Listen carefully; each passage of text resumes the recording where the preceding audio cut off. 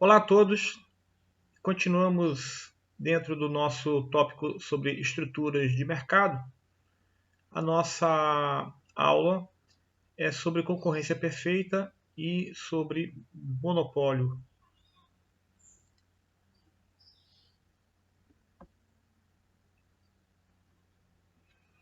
Bom, vamos primeiro começar com a concorrência perfeita.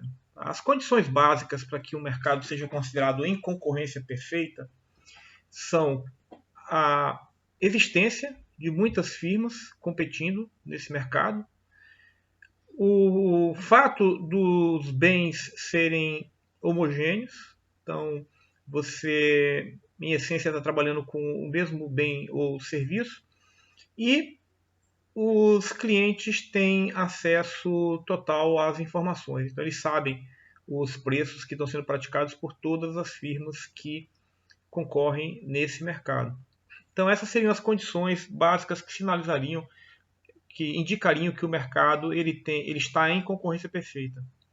Muitos fornecedores e muitos compradores. O bem é um bem padronizado, homogêneo, e os clientes têm acesso à informação. Bom, olha só. Se você está em um mercado em concorrência perfeita, tá? O que a gente imagina é que você não vai conseguir definir um nível de preço, certo? Que seja independente do que as outras firmas estão praticando, tá? Porque o, o preço que você vai praticar, ele é o preço que o mercado pratica. Você não está entregando nenhum produto diferente, o produto é homogêneo, todos os clientes sabem que os preços que estão sendo praticados pelos concorrentes, eles têm acesso ao produto, então você não tem condições de trabalhar muito com a questão do seu preço. Isso significa que você, tudo que você for produzir, né, você só vai conseguir colocar no mercado ao preço que o mercado definir. Tá? Então, o que a gente diz? A gente diz que a elasticidade da firma individual, a elasticidade de preço-demanda da firma individual, não do mercado, mas a elasticidade de preço da firma individualmente. A elasticidade de preço-demanda da firma individualmente, ela é infinita. Isso quer dizer o seguinte: se você praticar, se você aumentar um pouquinho o seu preço, você não vai vender nada.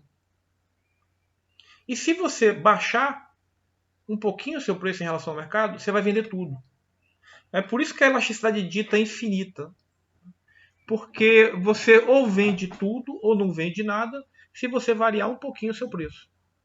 Então a pequena variação que você imponha no nível de preços vai, na perspectiva da sua firma individual, vai implicar em uma grande variação de vendas da sua firma. Então, isso significa que se a empresa aumentar seu preço acima do preço de mercado, a demanda por suas vendas vai a zero. E se ela diminuir, ela vai vender absolutamente tudo. Vamos colocar então um pouquinho de matemática na história. A gente viu que se uma empresa pratica, se ela estiver operando num nível em que sua receita marginal é maior que o custo marginal, a empresa ela pode aumentar seu lucro aumentando o nível de produção, certo? E para isso ela tem que jogar o preço dela para baixo. Se ela estiver numa situação em que a receita marginal é abaixo do custo marginal, a empresa ela tem que aumentar um pouquinho de preço e vender um pouquinho menos. E a gente viu que independente da estrutura de mercado, a condição de que maximiza lucro é essa condição aqui. Essa condição é independente da estrutura do mercado. E a gente viu também, em princípios de microeconomia, que a receita marginal ela pode ser dada, a receita marginal de uma firma ela é influenciada pelo preço, e aí entenda por preço a curva de demanda que está aí por trás do preço, e pela elasticidade preço-demanda. Certo? Então a gente viu que a receita marginal é dada por essa expressão aqui, ela pode ser dada por essa expressão. Ora, se eu igualo a receita marginal ao custo marginal, que é a condição que maximiza lucro, eu vou ter essa situação. E se eu junto a informação do slide anterior, de que num mercado em concorrência perfeita, se eu digo ainda que a elasticidade na concorrência perfeita ela tende a infinito, em outras palavras, eu vou dizer o seguinte, que a situação que maximiza o lucro da firma é aquela em concorrência perfeita, importante que se sinalize isso, se destaque que nós estamos tratando de concorrência perfeita. Na situação em concorrência perfeita, a firma vai maximizar lucro quando o preço que é exógeno, ou seja, é dado de forma externa à firma, se iguala ao custo marginal da firma. Então ela vai produzir uma quantidade até o ponto em que o custo marginal de produção dela se iguala ao preço que ela consegue vender. Essa é a condição. E a consequência básica é de que a firma ela é tomadora de preço. A firma ela é tomadora, ela não faz o preço. Quem faz o preço é o mercado. Tá? Em concorrência perfeita, todas as firmas vendem um produto homogêneo. Então, a firma é um produto homogêneo, tem vários concorrentes e os compradores têm informação completa sobre os preços. Então, as firmas individualmente são tomadoras de preço. A elasticidade de preço e demanda delas é infinita e elas vão maximizar lucro quando o preço se igualar ao custo marginal. Essa é a consequência.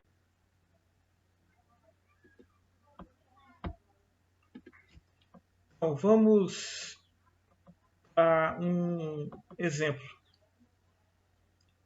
Vamos imaginar agora que você está numa fábrica que produz vinagre com preço de fábrica de R$7 a unidade.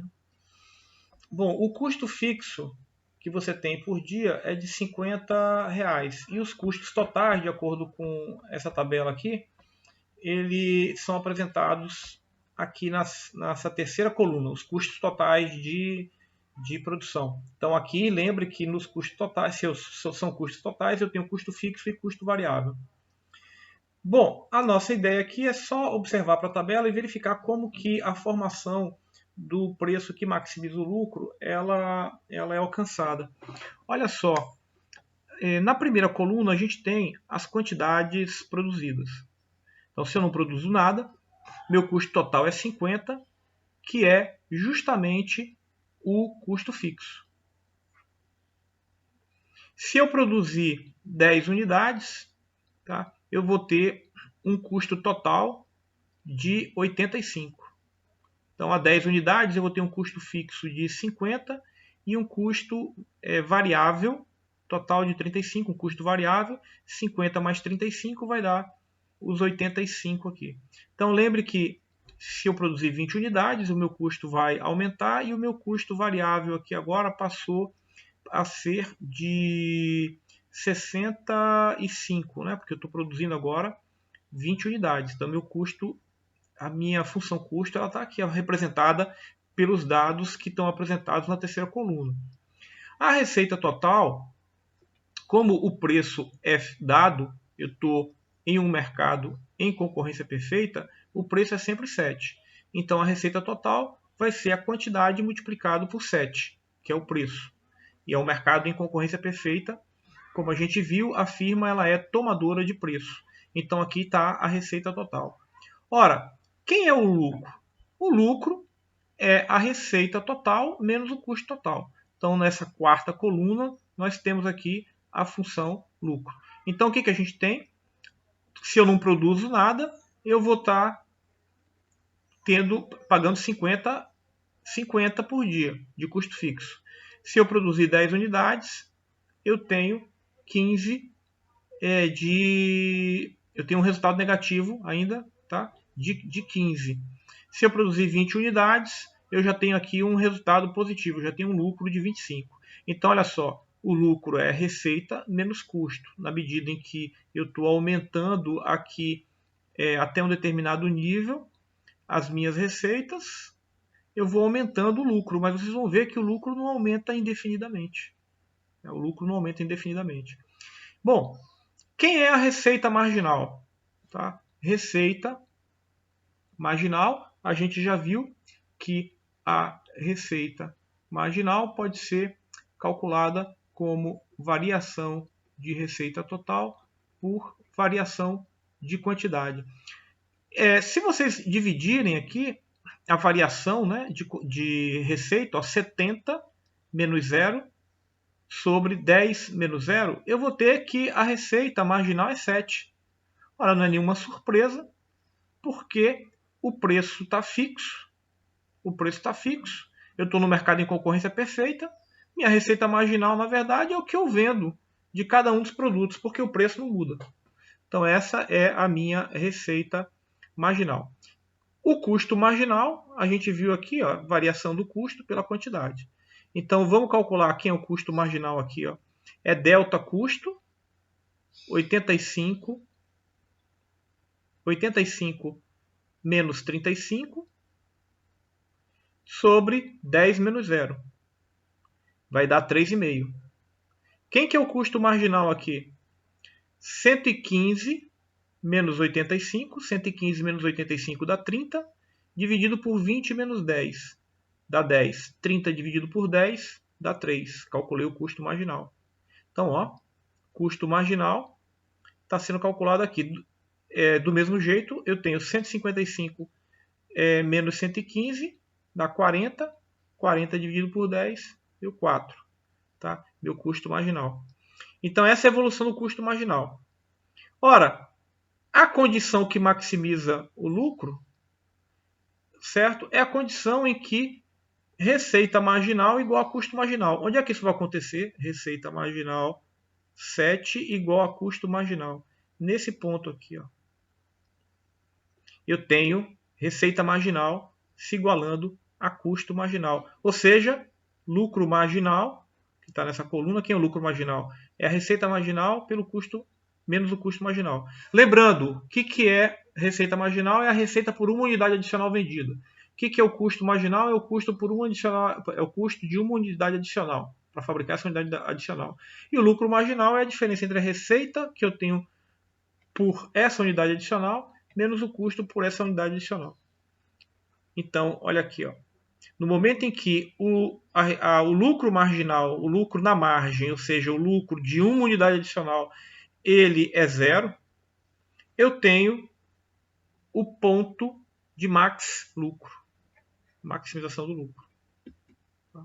Então, ó, eu maximizo o lucro nessa situação. E aí a condição eu sei que esse mercado está em concorrência perfeita. Por quê? Porque os preços não estão mudando em função das quantidades que são vendidas. Se eu plotar um gráfico com os dados que foram apresentados ali, olha, eu tenho o meu custo variável médio, que é essa função, que é o custo total, é o custo variável dividido pela quantidade total produzida. Então, esse é o gráfico do custo variável. Esse é o gráfico do custo total. Tá? Então, ó, você vê aqui que o custo total vai caindo aqui, porque eu estou diluindo. Lembra? A gente discutiu isso em economia de escala. Eu vou diluindo o custo fixo, certo? Então, esse é o meu gráfico do custo total. Só que na medida que eu tento aumentar muito a produção, eu já saio da condição de eficiência da firma e aí os custos já começam a subir. E o custo marginal está aqui. Certo? No momento em que o custo marginal se iguala ao preço, que essa aqui é a curva do preço, em verde aqui está o preço. No momento em que o custo marginal se iguala ao preço, essa é a condição de maximização do lucro. É assim que a gente analisa aí o mercado em concorrência perfeita. Essa vai ser a condição de maximização do lucro. É o ponto em que o preço se iguala ao custo marginal na concorrência perfeita. Na concorrência perfeita, preço é constante. Você vê que nós temos aí uma linha verde horizontal, sinalizando que o nosso preço ele está constante. Bom, uma situação interessante que se analisa se usa o exemplo de concorrência perfeita para analisar qual que é a condição de paralisação temporária de operações de uma firma. Lembra que às vezes as firmas dão férias coletivas, elas eventualmente paralisam suas operações temporariamente. Tá? Por que isso às vezes acontece no mercado em concorrência perfeita?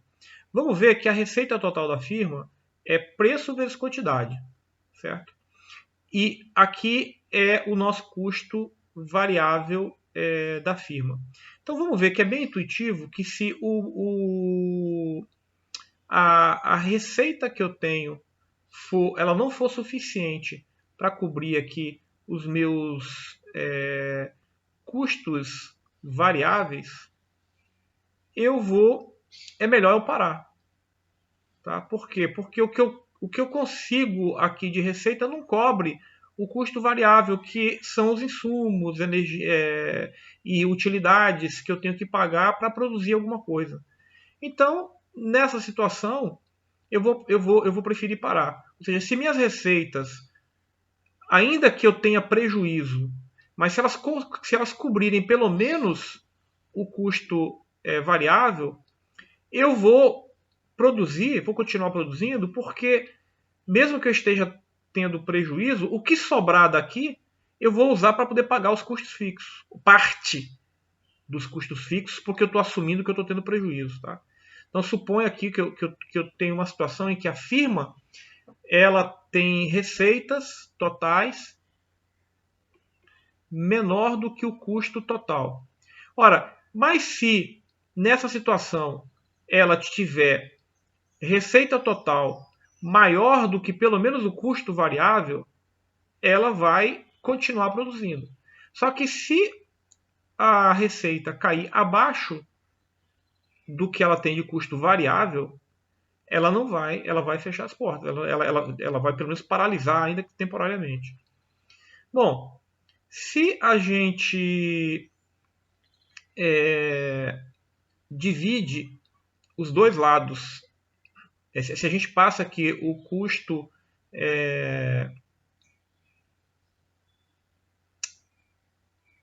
se eu dividir aqui, né, os dois lados pela quantidade produzida, se eu passar isso daqui para o lado de cá e dividir os dois lados por quantidade, tá?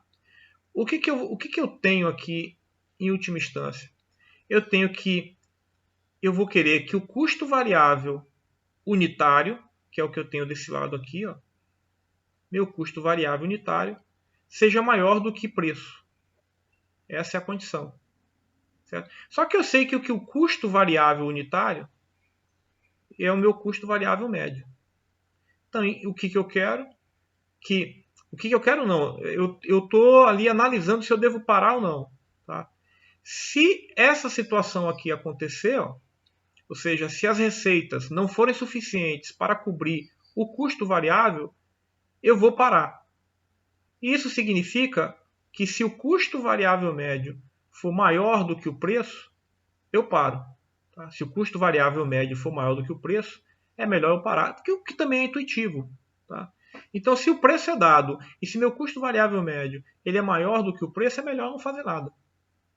É melhor eu temporariamente parar, porque se essa condição aqui estiver acontecendo, eu além de ter que pagar custo fixo, eu ainda vou ter que pagar, eu ainda vou ter um custo variável superior às receitas que eu estou obtendo com a venda do produto. Então é melhor eu fechar a fábrica temporariamente.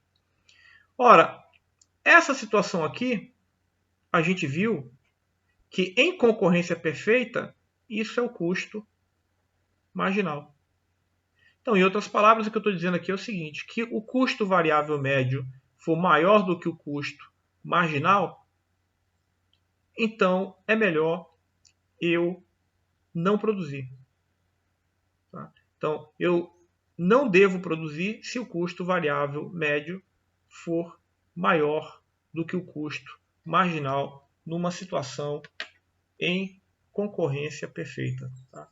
Se eu tiver numa situação em que o custo variável médio for maior do que o custo marginal, é melhor eu não produzir. Isso tem uma consequência, se a gente lembrar lá dos princípios de microeconomia, quando a gente analisava o formato da função custo, né? Que é apenas a parte da curva de custos onde, tá, o custo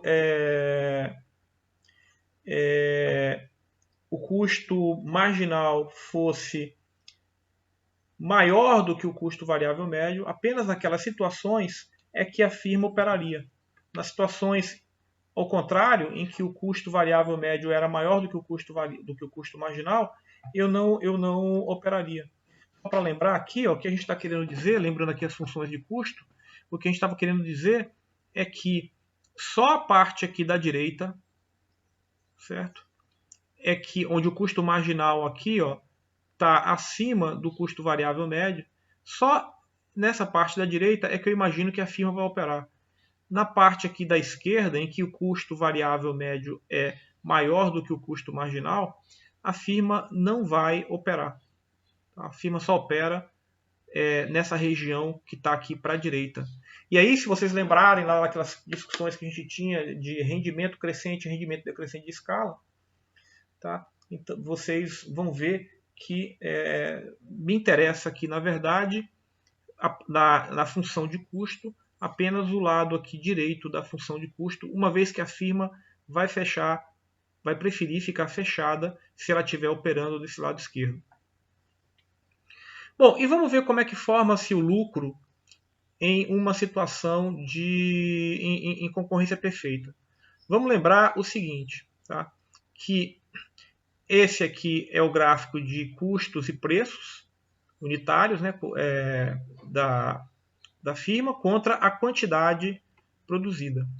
Ora, a curva vermelha é o nosso custo marginal. E esse preço é aquele preço que a gente diz que é o preço exógeno que o mercado está praticando. É exógeno à firma. E é o preço que o mercado pratica. Ora, esse preço que o mercado pratica, no momento em que ele se iguala ao custo marginal, no momento em que ele se iguala ao custo marginal em concorrência perfeita, esse é o nível de produção de uma firma. É o momento que a gente viu em concorrência perfeita em que custo marginal se iguala à receita marginal. E aí eu tenho a quantidade que maximiza o lucro. Ora, o custo da firma vai ser o quê? A quantidade multiplicada pelo custo médio dela. O custo da firma é dado pela quantidade multiplicada pelo custo médio, o custo total médio. Bom, então, olha só. O que a gente tem, esse ponto aqui seria o custo total médio, o que a gente tem é que a receita total dela vai ser dada por esse retângulo maior. O custo total vai ser dado por esse retângulo menor. O que sobra aqui é o lucro na situação em concorrência perfeita. Então, em concorrência perfeita, o que eu tenho é preço exógeno, quantidade vai ser determinada em função da igualdade entre o custo marginal e o preço. Eu vou encontrar o ponto de quantidade que eu vou produzir. Multiplicado pelo preço eu tenho a receita total da firma. E aqui nós temos o custo total. Bom, em concorrência perfeita, é bom lembrar, ainda lá da nossa aula de introdução aos princípios de micro, e que eu tenho uma curva de oferta, certo? E quando eu junto as várias firmas, eu tenho a curva de oferta do mercado como um todo. Tá? Então eu tenho a oferta de uma empresa, eu tenho a oferta do mercado como um todo. O preço ele é o preço de equilíbrio entre oferta e demanda do mercado. Então, olha só, eu tiraria aqui a curva de demanda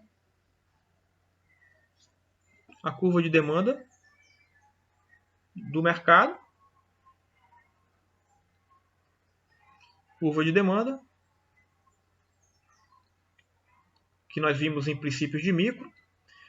Oferta se equilibrou com demanda de mercado, eu tenho o preço de equilíbrio. É esse preço de equilíbrio que a firma individual ela vai utilizar, e a quantidade que ela vai ofertar, a gente viu nos slides anteriores como é que ela vai determinar.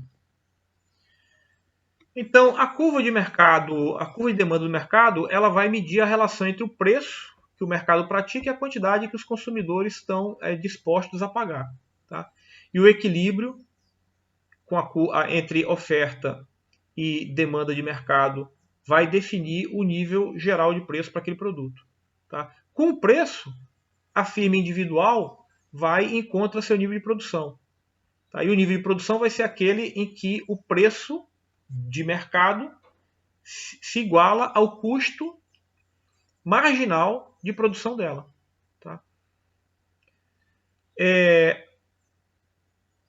A curva, o equilíbrio, então, ele se dá em concorrência perfeita pelo somatório da ação de diversas firmas. Tá? E no mercado, quando ele é competitivo, né, a firma individual, tá, ela tem uma elasticidade de preço-demanda infinita. E é por isso que para o mercado individual, a nossa curva de demanda aqui é uma reta horizontal. Por quê? Porque esse preço aqui está vindo exógeno, ele está vindo da situação de equilíbrio de mercado. Então o preço se forma exógeno à firma, porque tem várias empresas produzindo o mesmo produto que eu produzo. E o produto é homogêneo. E todos os consumidores têm informação completa. Então o que acontece? A curva de demanda individual, da firma individual, ela é paralela ao eixo horizontal. É por isso que a gente viu aqui, que na determinação de lucro em concorrência perfeita a gente vai ter essa situação. Certo? Então o que acontece?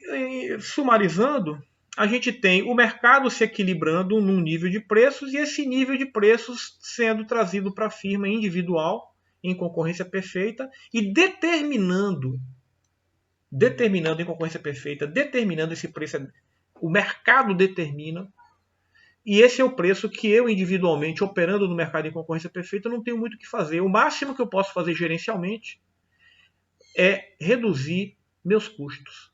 Tá? Então, no mercado em concorrência, isso é importante, no mercado em concorrência perfeita, gerencialmente, a minha decisão ela está restrita à redução de custos. Eu tenho que trabalhar em produzir um produto homogêneo, igual que o pessoal está fazendo, o resto os meus competidores estão fazendo, ao menor custo que eu puder fazer.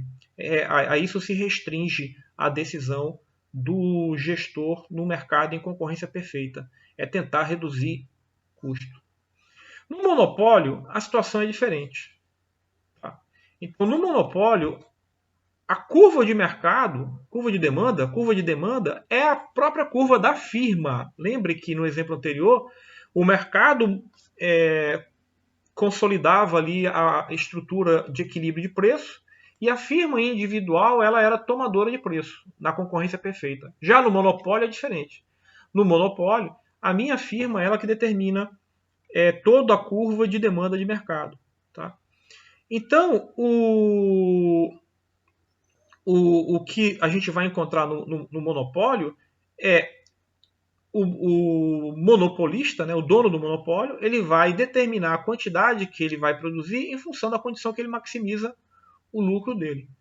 Então, o dono de um monopólio, ele quer maximizar seu lucro e para maximizar seu lucro, ele vai definir um nível de preço de tal forma que seja o mesmo exercício que a gente fez no começo do curso, nos princípios de microeconomia, onde eu dava para vocês a curva de demanda. Aqui é a mesma coisa, o monopolista ele tem os dados da curva de demanda, ele vai maximizar o lucro dele em função da curva de demanda. Só para lembrar aqui, né, que a condição que vai determinar o máximo de lucro dele, a gente já viu, que é dado por essa expressão aqui. Só que a diferença é que a elasticidade que está aqui no denominador, a elasticidade de preço e demanda que está aqui no denominador, no caso do monopólio, ela não é infinita. Tá? Na concorrência perfeita, ela era infinita, eu zerava essa parcela e eu tinha essa condição aqui na concorrência perfeita. No monopólio, não. No monopólio, eu tenho uma elasticidade preço-demanda que é diferente de infinito, então a relação tem que ser dada do jeito que está apresentado aqui. Certo? Bom, e como é que então vai ser determinado o lucro numa situação de monopólio? Novamente, estou sendo um pouco repetitivo, a gente vai usar o que a gente fez lá no exemplo do sorvete nas nossas aulas de princípios de microeconomia. Eu tenho uma curva de demanda, certo? Que é dada por essa expressão. Essa é a curva de demanda. Ela está aqui, ó, curva de demanda. Quem é a receita total? É quantidade vezes preço. Então essa é a função da receita total. Quem é a receita marginal? Receita marginal é a derivada da receita total em relação à quantidade. E a gente já viu que essa derivada é dada por essa expressão. A gente viu que a derivada é dada por essa expressão. Eu vou derivar aqui, ó, Q está elevado a 1, vem para cá, fica 1 que multiplica A com Q elevado a 0, todo número elevado a 0 é igual a 1, então eu tenho um A só. Menos 2 vezes B vezes Q. Essa é a receita marginal. Então, suponha aqui que o nosso custo marginal é dado por essa função. Ó. Então, no ponto em que o custo marginal se encontra a receita marginal, eu determino a quantidade a ser produzida. Com a quantidade a ser produzida, eu vou na curva de demanda e encontro o nível de preço. Vou repetir. No ponto em que a curva do custo marginal se iguala à receita marginal, nesse ponto eu tenho o nível de produção que maximiza o lucro. Pego esse nível de produção e substituo na curva de demanda e encontro o preço que maximiza o lucro. E aí o dono do monopólio vai determinar preço e quantidade que maximiza o lucro. Ora, imagine esse exemplo aqui, ó, que a função de preço, a curva de demanda, é dada dessa maneira. E que o custo marginal, vamos simplificar, o nosso custo marginal ele é constante. Tá? Ora, se a concorrência for perfeita, o preço também seria sempre 10, tá? Se a concorrência fosse perfeita. Tá? E seria igual ao custo marginal. Tá? Então o nível de produção seria 90, porque eu substituiria aqui, ó, 10. Se fosse concorrência perfeita, eu teria 10 igual a 100 menos Q igual a 90. E a receita total seria de 900. Se fosse concorrência perfeita. No monopólio, a receita total, a gente sabe que é a curva de demanda multiplicado pela quantidade. Então vai dar 100 vezes Q menos Q ao quadrado. Então essa é a receita total. Se eu derivo, eu tenho a receita marginal. E se eu igualo a receita marginal ao custo marginal, tá? Isso aqui é receita marginal e aqui é o custo marginal. Se eu igualo os dois, eu vou ter aqui 2Q igual a 90, Q igual a 45. Substituo na curva de demanda. Esse é o que maximiza o lucro para o monopolista. Substituo na curva de demanda e vou ter que P, que maximiza o lucro, ele é 100 menos 45, que vai dar 55. Então, olha só, no monopólio, o preço praticado vai ser bem maior do que em concorrência perfeita. Tá? Então, é isso, pessoal. Obrigado e a gente se encontra na próxima aula.